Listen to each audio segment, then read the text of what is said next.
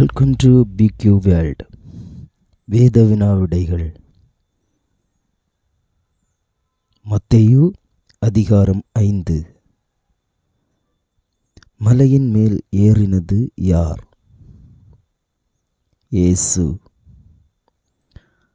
இயேசுவினிடத்தில் வந்தவர்கள் யார்? சீஷர்கள். இயேசு எதை திறந்து உபதேசித்தார்? வாயை. எதில் எளிமையுள்ளவர்கள் பாக்கியவான்கள்? ஆவியில்.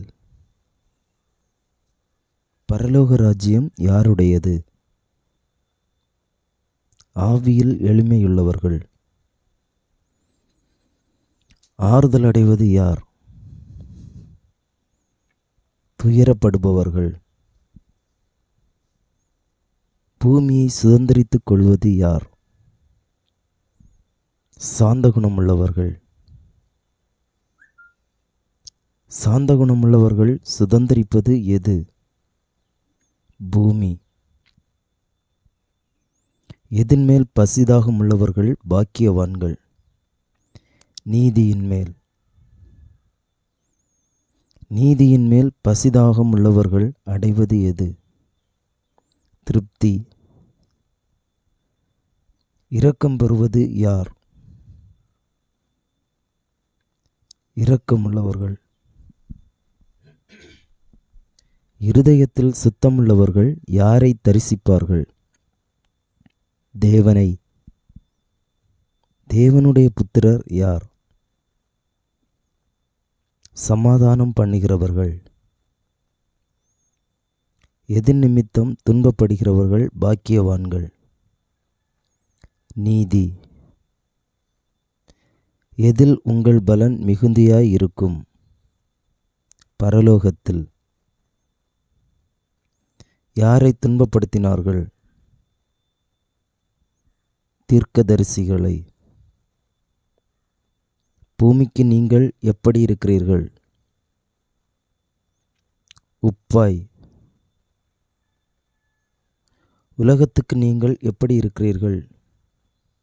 வெளிச்சம். மறைந்திருக்க மாட்டாதது எது? மலையின் மேல் இருக்கிற பட்டணம்.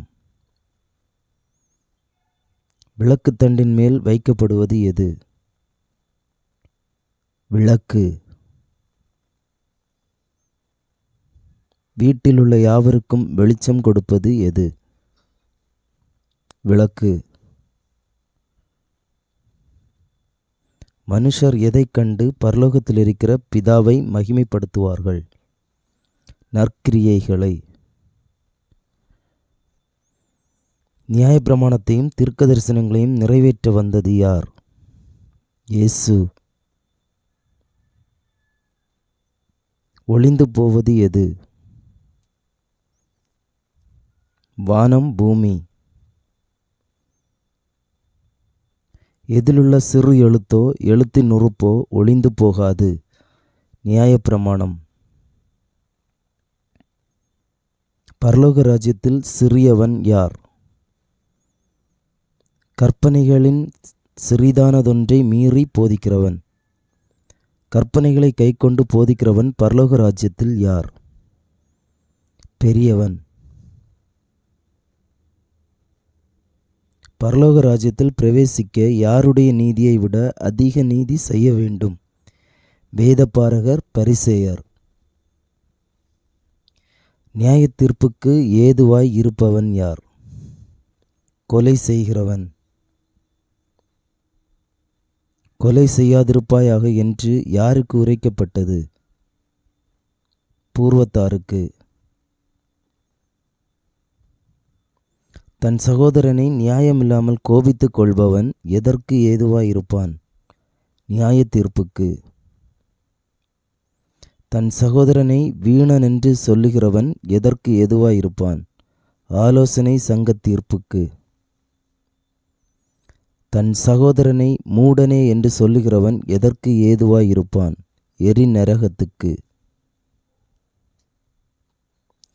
யாருடன் ஒப்புரவான பின்பு காணிக்கை செலுத்த வேண்டும்? சகோதரனுடன். யாருடன் நல்மனம் பொருந்த வேண்டும்?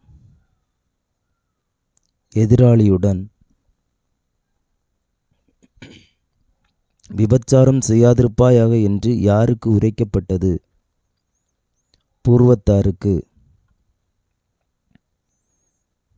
யாரை இச்சையோடு பார்க்கிறது இருதயத்தில் விபச்சாரம் செய்தது போன்றது? ஸ்திரீயை. இடறல் உண்டாக்கினால் எதை பிடுங்கி எறிய வேண்டும்? கண். இடறல் உண்டாக்கினால் எதை தரித்து எறிய வேண்டும்? கை.